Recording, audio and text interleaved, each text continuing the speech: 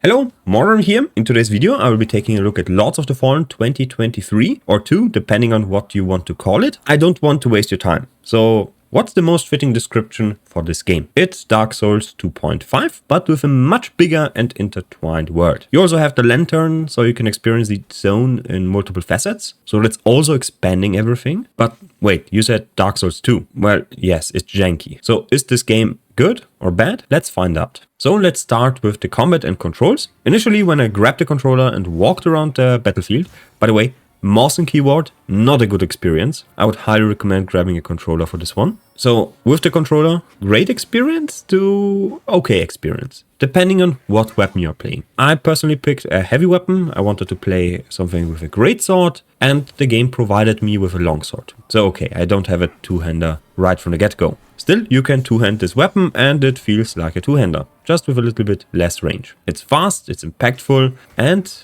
there is something that some of you will absolutely hate.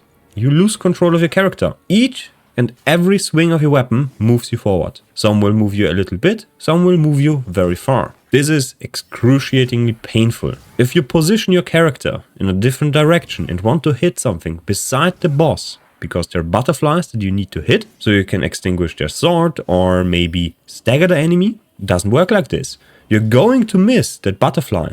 You cannot target that butterfly. And even if, I wouldn't want to, because there's like 10 or 20 on the battlefield, so targeting the initial boss is going to be very hard. Some enemies are also walking outside the range of you being able to target them. So that's also something that I need to talk about. One of the major bosses, relatively early in the game, I think this one was the 5th or 6th, right before you do some important stuff, had some really bad mechanics, but was not necessarily hard. The boss deals incredibly high damage and uses a horse. When he's riding on that horse, he's invincible. And there's 3 mandatory horse stages, so I was fighting that boss, dealt high damage in the first phase, triggered one horse phase, then another, and then he transitioned into the second phase, which was much better. Now, the game is also slower than what you would expect even from Dark Souls 3. Enemies are extremely consistent. They have a moveset. This moveset does not deviate. Every single swing,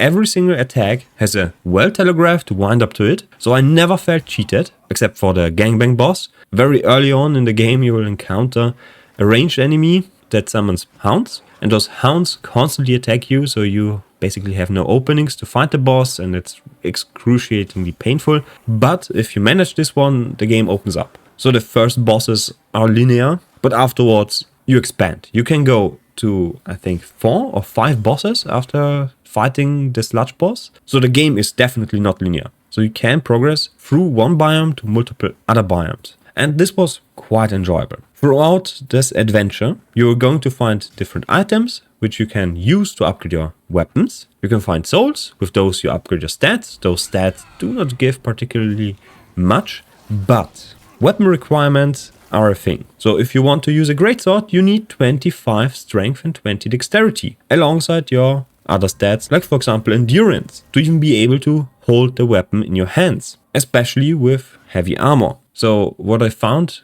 to be very valuable early on was to go with endurance, go with vitality, and not with strength, because strength didn't really give me any damage. It was just here to unlock weapon requirements. Most of the weapon damage and the customization of the weapon comes from the blacksmith, which you unlock a little bit later. The weapon upgrade will give you an enormous boost in power. I'm not talking about like 5 or 6 damage, but 20 or even 40 damage, which is huge. That's immense. You're going to deal like 100 damage and then suddenly after 3 upgrades 200 damage. So exploring and searching for those materials to upgrade your weapon is an incredibly important task. Same with your flask. In this game, after some point, bosses will not upgrade your flask anymore. You will not find the materials necessary to upgrade it. You need to explore the whole zone, find specific enemy encounters, so mini bosses, or just hidden chests, loot those, and then you get the upgrade material for your flask. So if you rush from one boss to the next boss that's necessary for progressing the main story, you are not going to have a good time.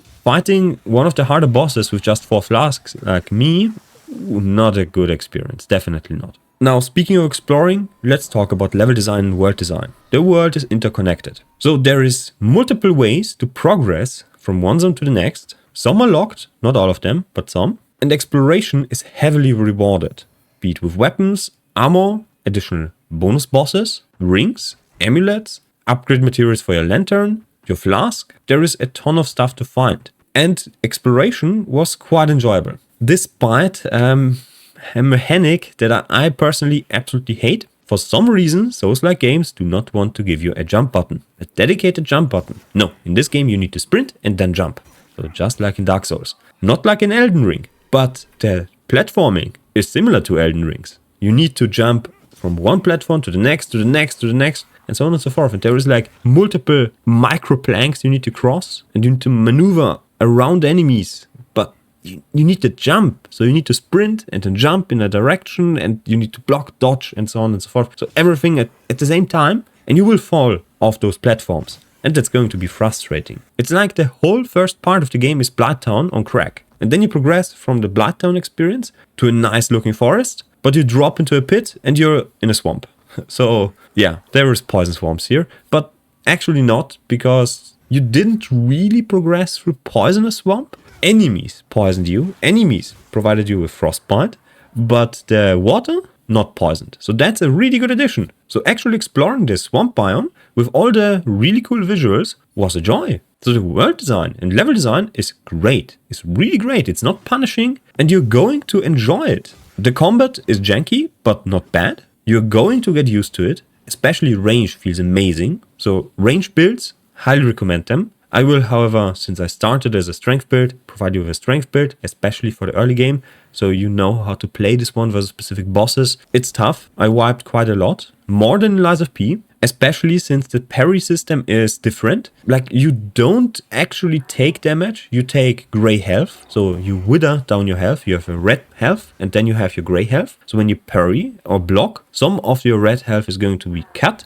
Then you're going to add some gray health back. And this gray health can be recovered with your auto attacks, and it doesn't deteriorate. So you can just fall back and wait for opening so you can recover your health. It's not punishing, but it's something you need to think about. Is it worth it to perfect parry and block those enemies? Or is it easier to just dodge them? Something that really surprised me were the actually tight hit registrations. Back to the boss I was talking about first. He has wide sweeping attacks with a lance like blade, naginata, whatever, something like that. But when you're standing close to him, under his armpit, he's not going to hit you because he swings above you. So that's a really cool addition. But if you're fighting an enemy that's close to you and roughly your size, and he's doing sweeping attacks and you dodge, you're going to get hit. There's not enough iframes. So you need to perfect parry. The attacks are telegraphed and they're always in the same rhythm. Yes, they have a wind up, they stop and then they attack, but basically every single enemy has the same rhythm. So one boss fight,